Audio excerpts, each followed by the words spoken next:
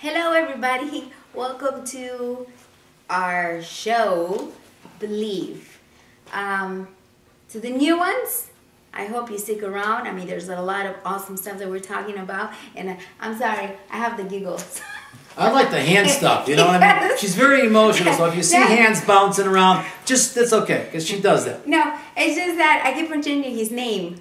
This is very true. Luis? Yeah, so don't get confused. Luisito? It's still the same face. Okay, and the thing is that I was supposed to focus on his testimony, and I keep on changing and going to different directions, only because, you know, this is very important for people to know about emotions, about believing, you know? So don't get too serious on me, okay? Oh, okay. Yeah. So, I mean, okay, so we're going back to your testimony. Okay, no. Just a little bit of it. No, let's go back to remember we were talking about before we started this, before we went on the air here, that we were talking about the emotions of believe. Okay. Because we've been talking about believe, but we haven't let them know about that belief is made up of emotions. Right. Remember we were talking with Jeff later off camera, and we were talking about how emotions are part of the belief. Because when you start to believe in something, right, you start getting emotional, you start getting excited. You have this enthusiasm. All that stuff is inside, but it's all part of... When you start believing, you get excited. Like we talked about this so many times. That if Christian or Jeff or myself said that we loved you, which we do. Right, guys? Yeah. Yeah. Okay. I think they should come over Amen. here and say hello. So here, listen. So when you believe that we do, then you start to get, wow, excited, right? Wow, they love me. Well, and it gives you enthusiasm, and it gives you confidence. So belief is backed up by, if you will, all these emotions that it creates, which is exciting. So that means, well, I want to believe because I like all the emotions that it creates within me, because I believe, and that belief brings up all these inner things that are all positive, that are all good, that are all joyful, that are all happy. Jeff was saying that it brings up that happiness, that joy, that peace, that the excitement, that enthusiasm when you believe. So belief is the word, but all of the stuff that comes out of that is all from the inside. And that's why it's exciting to believe, because look what all it creates emotionally. What do you think about that? Well, just listening to you and getting all excited and everything, I mean, I'm ready to like jump up and down. You can jump, it's okay. Can I do that? Okay, well, stand up. Yes, I believe. I like that. Bravo. Woo. Yeah. I believe. We're going to have to bring Jeff and Christian here because they really have been like great. Well, we're saving that motivators. for the end of the show. Okay, we will. Cherry on the cake. Listen, without Christian and Jeff behind the scenes, we would have a difficult time. Yes, we would. We could do it though because we believe we could, but they make it easy. Huh? Exactly. Is that right? They make it easy. And all that. Yeah, I mean, it's more like the more if you get the team together. See, like a football team needs 11 guys, right? Or 11 guys. So if you had 7, it would still be a football team, but it wouldn't be the same. So that's kind of like how we have Jeff and Christian behind us they're like the linemen. Right. They're just making sure everything goes the way it's supposed to go, right? Are you having a good time? I am. Is this fun or not? This is very, very fun. It's a blast. To see Jeff like going like this, I'm like, man, it is contagious. The way that you're saying it, the way you're putting it out there. It is not hard for someone to start. Yeah. Start believing. Even if you're negative, start believing in something. You said something earlier. What's that? Don't focus on your weakness, but in your strength. With your strength. So sure. Can you say a little bit about that? Well, how about you now? Well, that's good. I'll get to that. But now your background was kind of negative to begin with, right? In those kind of early years and so forth. But now today you're positive. Today you're believing. Today you have more faith. Isn't that true? I'm working towards it. You're working I had towards a hard time. Well, we're all working towards believer, it. But you've come a long way, wouldn't you say? Sure. Oh, yes. So what was just a few things that kind of brought you from where you were to where you are now? Can you kind of pick out highlight a few of the things that might have helped you to get from there to here?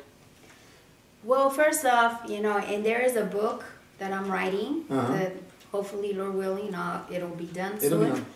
done. But I had to recognize a lot of things within myself first to be able to open up those doors to see the light. I mean, I went through some darkness that Sure. I thought I was never going to get out from.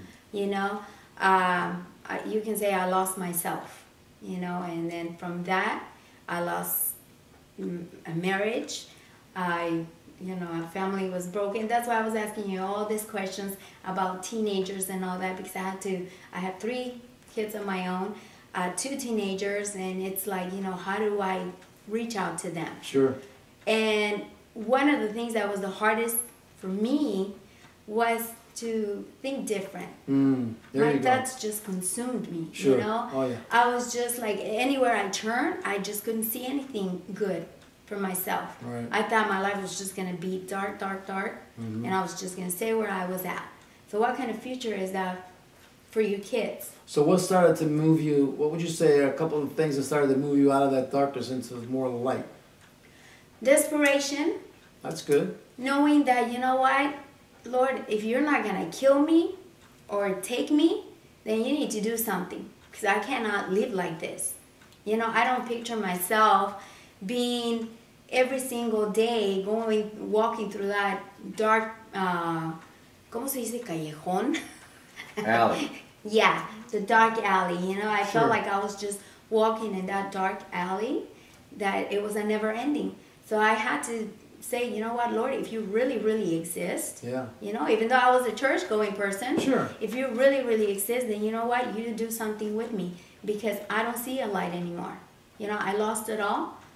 I lost respect for myself. I don't believe in myself. I don't believe that I can do anything, you know, so what is there for me? And if you cannot show me that, then take my life, because I don't care. You know, I mean, at one point, I lost, you can say, touch with life. I didn't care about living anymore. I Sure. figured that even my children will be better off without me than with me in their lives, because that's how negative I was. But look at you today.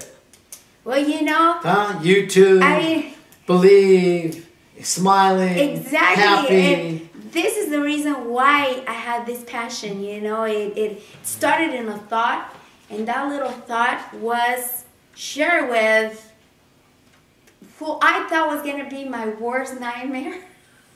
Thank you. It became the light, you know.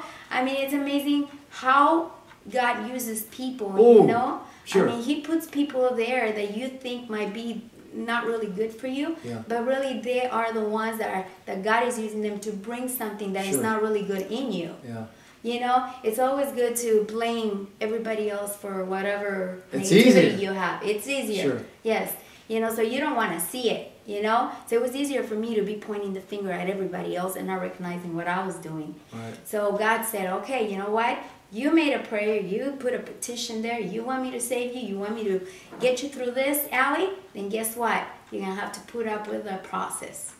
You know, I'm going to bring these people that you might not like them at first, but they're going to bring something in you, and they're going to make it happen. That's good. So through all that process, you don't understand what's going on.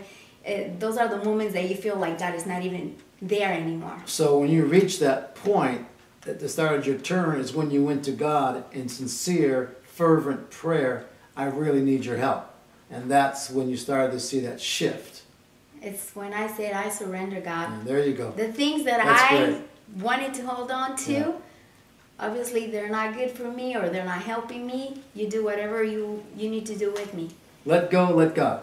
Exactly. Let go, you know let what? God. There is power in let go and letting God. And I never experienced that until I actually went through it. I heard so many sermons on it, but I never, went through it, because I just didn't think that it was that easy. You know, I'm like looking at a pastor list saying, you have to let go and let God. Really? How easy is that? Please. That is not easy at all. Until you do it. Until you do it, then you're like, Yeah. What was I thinking? I could have done that so many years ago. My life could have been better. Maybe I could have saved a lot of things within my life, my personal life, my family. But like it says, your testimony becomes your message. So this is my message. So, And God is the God of second and third and fourth and fifth and sixth chances. You know what? See, that's the God that we serve.